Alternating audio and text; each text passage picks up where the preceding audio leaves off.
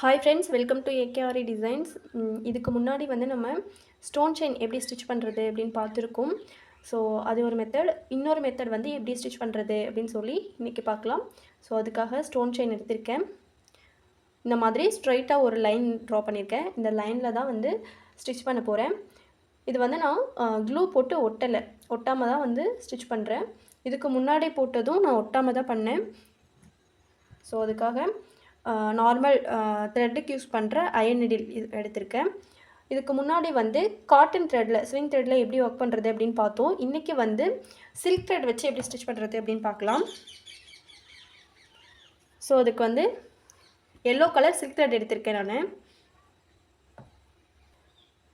So ஸ்டார்டிங்கில் உங்களுக்கு கொஞ்சம் கம்ஃபர்டபுளாக இருக்கணும்னு நினச்சிங்கன்னா லைட்டாக க்ளூ போட்டு ஒட்டிட்டு கூட ஒர்க் பண்ணுங்கள். க்ளூ போடும்போது ரொம்ப லைட்டாக போடுங்க. அதிகமாக போட்டுட்டிங்க அப்படின்னா நீடில் வந்து இப்படி இன்சர்ட் பண்ணும்போது ரொம்ப கஷ்டமாக இருக்கும்.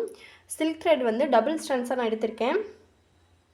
ஸ்டோன் செயினில் இந்த மாதிரி ஒவ்வொரு ஸ்டோனுக்கு நடுவுலையும் ஒரு கேப் இருக்குது பாருங்கள், தெரியுதுங்களா? இந்த கேப்பில் தான் நம்ம ஸ்டிச் பண்ண போகிறோம். இந்த லைனில் வச்சுட்டு இந்த ஃபஸ்ட்டு கேப் இருக்குது இல்லையா, இந்த இடத்துல வந்து நான் த்ரெட் எடுக்கிறேன். சில்க் த்ரெட் வந்து டபுள் ஸ்ட்ராண்ட்ஸாக எடுத்திருக்கேன். த்ரெட்டை எடுத்துகிட்டு ஸ்டோன் செயின் இப்படி சென்டரில் விட்டுட்டு இந்த கேப்பில் மேல் பக்கமாக நீடில் இன்சர்ட் பண்ணி இன்னொரு ஸ்டிச்சு. ஓகேவா?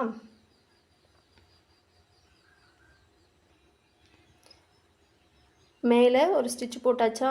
இப்போ வந்து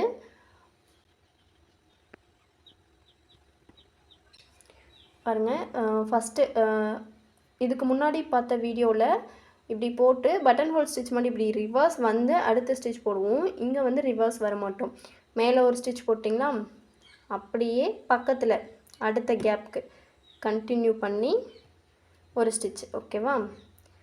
இப்போது இந்த கேப்பில் இந்த ஸ்டோன் செயினை வச்சு கீழ் பக்கமாக ஒரு ஸ்டிச்சு. புரியுதுங்களா?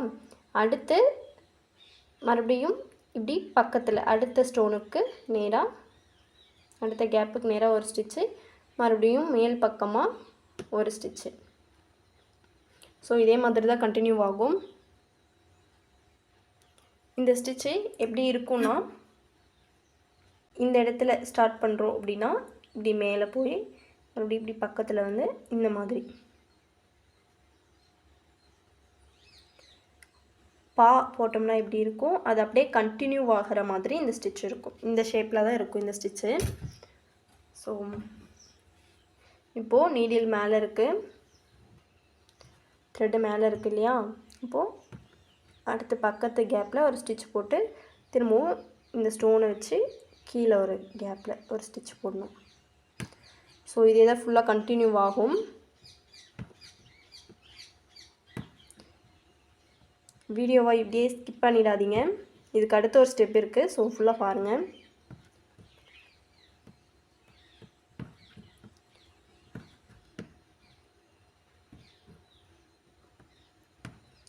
ஸோ இதே மாதிரி பா மாதிரி போட்டுகிட்டே வந்தீங்க அப்படின்னா உங்களுக்கு ஃபுல்லாகவே ஸ்டிச் ஆகிடும்.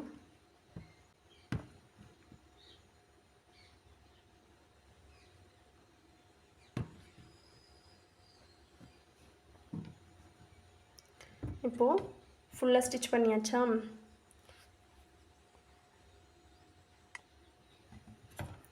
இப்போ எனக்கு தேவையான அளவுக்கு வச்சு கட் பண்ணிடுறேன். நீங்கள் வந்து ஒர்க் பண்ணுறதுக்கு முன்னாடியே கட் பண்ணிவிடுங்க.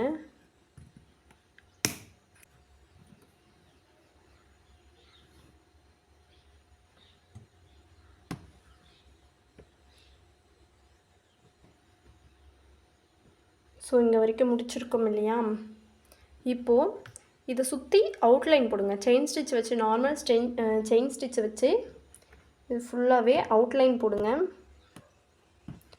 அவுட்லைன் போடும்போது பக்கமாக இந்த செயினுக்கு பக்கத்தில் ஒட்டியே ஸ்டிச்சஸ் போடுங்க.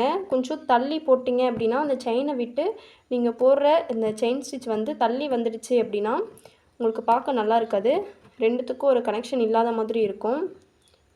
ஸோ நீங்கள் போட்ட அந்த ஸ்டோன் செயினுக்கு பக்கத்துலேயே ஸ்டிச்சஸ் போடுங்க. அதே மாதிரி ஒர்க்கு வந்து ரொம்ப ஃபாஸ்ட்டாக கம்ப்ளீட் பண்ணணும், சீக்கிரமாக முடிக்கணும் அப்படின்னு சொல்லிட்டு இந்த இந்த செயின் ஸ்டிச்சோட லென்த் வந்து ரொம்ப லாங் ஸ்டிச்சஸாக எடுத்து நிறைய பேர் போடுறீங்க. ஸோ அந்த மாதிரி தயவு செஞ்சு போடாதீங்க. உங்கள் ஒர்க் டோட்டலாகவே ஒரு நீட் ஃபினிஷிங் இல்லாத மாதிரி இருக்கும். பர்ஃபெக்ஷன் கண்டிப்பாக இருக்காது அந்த மாதிரி போட்டிங்க அப்படின்னா. ஸோ ஸ்டிச்சஸ் வந்து குட்டி குட்டி ஸ்டிச்சஸாக போடுங்க. எனி டவுட் கேளுங்கம்மா.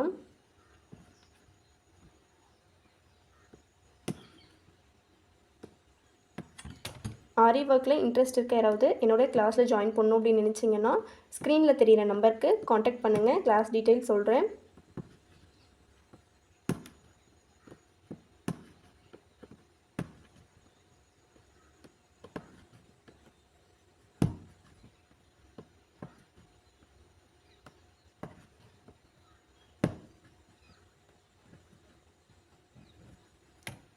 ஃபுல்லாக கம்ப்ளீட் பண்ணியாச்சு.